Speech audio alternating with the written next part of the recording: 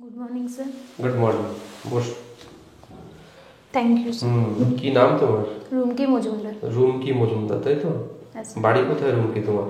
Sir, আমার বাড়ি সোদপুরে। সোদপুর। ভয় লাগছে খুব নাকি? হ্যাঁ স্যার, প্রথমবার ইন্টারভিউতে একটু একটু ভয় লাগছে। আজকে আজকে কিসের পরীক্ষা আছে তোমার? স্যার, কলকাতা পুলিশের ইন্টারভিউ। কলকাতা পুলিশের ইন্টারভিউ? কিসের ইন্টারভিউ? এসআই?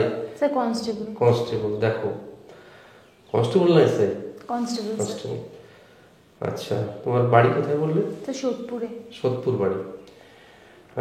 তোমার সম্পর্কে একটু বলো। স্যার, আমার নাম রুমকি মজুমদার। আমি উত্তর চব্বিশ পরগনা জেলার খর্দা থানার অন্তর্গত সোদপুর থেকে আসছি। আচ্ছা, বাবা কি করে? স্যার, বাবা ছোটোবেলায় থেকে নিখোঁজ। আমি বাবাকে দেখিনি। মা কি করে? স্যার, মা একটা ছোট দোকান আছে, তেলে ভাজা দোকান চালায়। আচ্ছা, পুলিশের চাকরিতে তুমি আসতে চাইছো কেন? স্যার, কারণ ছোটোবেলা থেকে আমার এই ইউনিফর্মটার প্রতি একটা আকর্ষণ আছে, আর আমি চেয়েছিলাম যে বড় হয়ে পুলিশ হতে, আর আমার মাও চায় যে আমি যাতে এই পুলিশের ইউনিফর্মটা পরতে পারি, আর বর্তমানে যে আমার হাজব্যান্ড, সেও চায় ওই ওই ইউনিফর্মটাতে আমাকে দেখতে। মানে সবাই চায় তাই তুমি পুলিশ না হতে স্যার, চাও? আমারও ইচ্ছা, আমার প্রথম আমার ইচ্ছা, তারপর তাদের চাওয়া। আচ্ছা, তুমি যেখানে বাস করো সেটা কোন মহকুমার আন্ডারে পড়ে বা মহকুমার অন্তর্গত? ক্ষমা করবেন স্যার, আমার এটা জানা নেই। সাব ডিভিশন জানো? হ্যাঁ স্যার। তোমার সাব ডিভিশনের নাম? ব্যারাকপুর। ব্যারাকপুর সাব হ্যাঁ স্যার। ডিভিশন। আচ্ছা, তোমাদের এসডিওর নাম কি? ক্ষমা করবেন স্যার, আমার এটা জানা নেই। তাহলে ডিএম এর নাম কি? জানো নেই? না স্যার। মহাশ্বেতা দেবীর নাম জানো? মহাশ্বেতা। মহাশ্বেতা দেবী। হ্যাঁ স্যার। ওনার একটা কোনো বুকস পড়েছো তুমি? মহাশ্বেতা দেবী। না স্যার, জানো না, পড়া তাই তো? হয়নি। আচ্ছা, তোমার জেলায় কতগুলো মহকুমা আছে?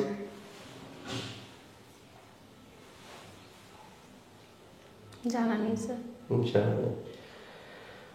আচ্ছা, তুমি তোমার হবি কি?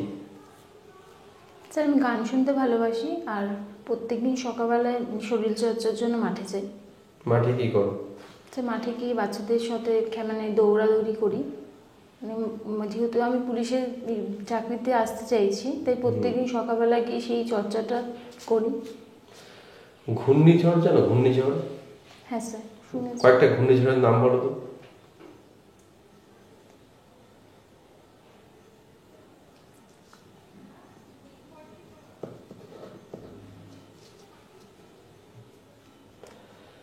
বলো। আচ্ছা, তুমি বলো তো, একজন পুলিশ হতে গেলে কি কি গুণ থাকতে হবে তাকে? স্যার, তাকে প্রথমে ডিসিপ্লিন মেনটেন করতে হবে। হ্যাঁ। সৎ হতে হবে। তার কর্মে তাকে মানে কর্মপরায়ণ হতে হবে, দক্ষ হতে হবে সেটাতে। ইন্টেলিজেন্ট হতে হবে। মাধ্যমিকে ভৌত বিজ্ঞানে কত মার্কস পেয়েছো? স্যার, 56%। 56% পেয়েছো, তাই তো? হ্যাঁ স্যার। অঙ্কে কত পেয়েছো? স্যার, 82। 82%। তো আপনি পুলিশ হলে তো মহিলা পুলিশ হবেন হ্যাঁ নিশ্চয়ই। স্যার।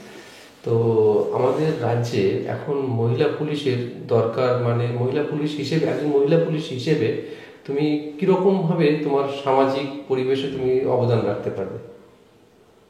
স্যার, বর্তমানে মেয়েদের এখন অনেক দিক থেকে অনেক ধরনের সমস্যা থাকে। তো আমি চাইবো যে আমি একজন পুলিশ হয়ে এই মানে পুলিশ থানায় যেতে গেলে মেয়েরা বা প্রত্যেকটা মানুষই একটা হেজিটেট ফিল করে, ভয় পায়। আমি তাদেরকে সেই বার্তাটা দেবো, তারা যাতে কোনো নির্দ্বিধায় গিয়ে তাদের সমস্যাটাকে গিয়ে বলতে পারে। এবং আমার আশেপাশে যারা এই ডিপার্টমেন্টটাতে আসতে চায়, আমি তাদেরকে মানে বলবো যে এই ডিপার্টমেন্টটাতে যাতে তারা আসার জন্য, আমি যেমন আসতে পেরেছি, স্যার তারাও আমি যদি পারি, তারাও চেষ্টা করলে অবশ্যই সেই জায়গাটাতে আসতে পারবে। আপনি ঘুষ খায় বা না খায় পুলিশ, সেটা বড় কথা নয়। কথা হচ্ছে যে আপনি যখন পুলিশের চাকরি করবেন, তখন কেউ যদি আপনাকে ঘুষ দেয়, তাহলে আপনি সেটাকে কিভাবে রিফিউজ করবেন?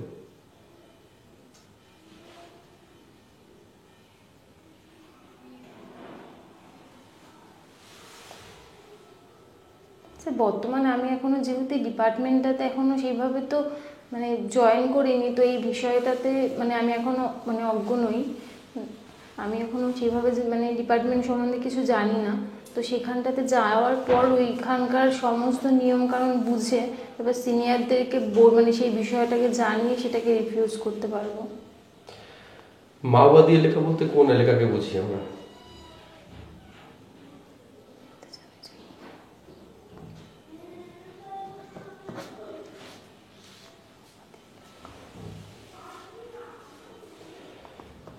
ঠিক আছে, এসো।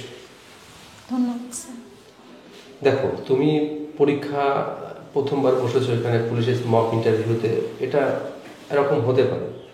এখন প্রশ্ন হচ্ছে কিছু কিছু জায়গায় খুব মানে অগোছালো লাগছে। প্রথমত তুমি সোজা হয়ে বসবে, তো এখন যেমন বসেছো তেমন বসোনি, তুমি এরকমভাবে উজো হয়ে বসেছিলে, খেয়াল করে দেখো। ঠিক আছে, সোজা হয়ে বসতে হবে প্রথম কথা। ঠিক আছে, এবার ঝড় সম্পর্কে তোমাকে যখন জানতে চাইলাম তুমি কিন্তু বলতে পারলে না, এটা বলা উচিত ছিল তোমাকে। কত রকম যে আমফান গেল, ফনি ফনা গেল, এগুলো বলতে পারতে, আইলা বলতে পারতে, আমি ভাবছিলাম এগুলো বলতে পারতে। ঠিক ঠিক আছে, পুলিশের কি কি গুণ থাকতে হবে তুমি সুন্দর করে বোঝাতে পারলে না, কিছু বুঝিয়েছো। আচ্ছা, পুলিশ কেন হবে এই প্রশ্ন যখন তোমাকে করা হলো তখন তুমি বেশিরভাগে জোর দিলে তোমার সারাউন্ডিংসকে জোর দিলে। কেন, তুমি তো বলতে পারতে একটা নিয়ম রক্ষক বা একটা মানে দেশকে পরিচালনা করা বা সমাজকে এগিয়ে নিয়ে চলার জন্য পুলিশের ভূমিকা অনেকটাই বেশি। আর ছোটবেলা থেকে আমি খেলাধুলা নিয়ে ভালোবাসি, তাই পুলিশ আমার জীবনে একটা অন্যরকম মানে খাকি ড্রেসের প্রতি অন্যরকম আমার জীবনে একটা চাহিদা আছে। মা বাবা বাড়ির লোক পাড়ার লোক সব কিন্তু এর মধ্যে না নিয়ে আসাটাই বেটার। কারণ চাকরি করবে তুমি, তুমি একজন সচেতন মহিলা, তোমার উচিত হবে সঠিক পথে সঠিক ওয়েতে তোমার উত্তর দেওয়া। ঠিক আছে, হয়েছে, কিন্তু আরো মডিফাই হতে হবে তোমাকে। ঠিক আছে, তুমি অজ্ঞ নই কথাটা একবার বললে, অজ্ঞ নই মানে জানো আর কি, কিন্তু তুমি বোঝাতে যে জানি না বোঝাতে চেয়েছিলে, কিন্তু তোমার উল্টো কথা হয়ে গেছে। কারণ ওগুলো তোমাকে মাথায় রাখতে হবে, যেমন আমি তোমার সূক্ষ্ম সূক্ষ্ম ব্যাপারগুলোকেও তোমাকে ধরিয়ে দিচ্ছি, ব্যাপারটা বুঝতে পারলে? এবার যে মাওবাদী এলাকা, এটা তোমার জানা উচিত ছিল যে কোন সাইডটা মাওবাদী এলাকায়। ঠিক আছে, এইগুলো নর্মাল কোশ্চেন, যেগুলো না জানলে নয় সেগুলো তোমার কিন্তু জানতে হবে। তাই আশা করি ভূগোল সম্পর্কে জ্ঞান অর্জন করবে এবং বাকি যা দরকার আছে এগুলো করবে। ওভারঅল ঠিক আছে, ওকে। আমি গতবারও দেখলাম, গতবার একটা মেয়ে সাধারণ ইন্টারভিউ দিয়েছিল এখানে, মক ইন্টারভিউ, কিন্তু সেই মেয়েটাই কিন্তু পরবর্তীতে দেখা গেল যে 13.75 নাম্বার পেয়েছে আউট অফ 15। ভাবা যায়? তাই তোমার কোনো ভয় নেই, সামনে যে কদিন আছে দম দিয়ে এগুলো একটু দেখে নাও, কোনো অসুবিধা নেই। শুধু সিস্টেমগুলো এবার দেখো, যখন ঢুকছিল তখন সোজা আই কন্ট্যাক্ট করবে। ঠিক আছে, এগুলো মাথায় রাখো। ওকে, বেস্ট অফ লাক, ভালো।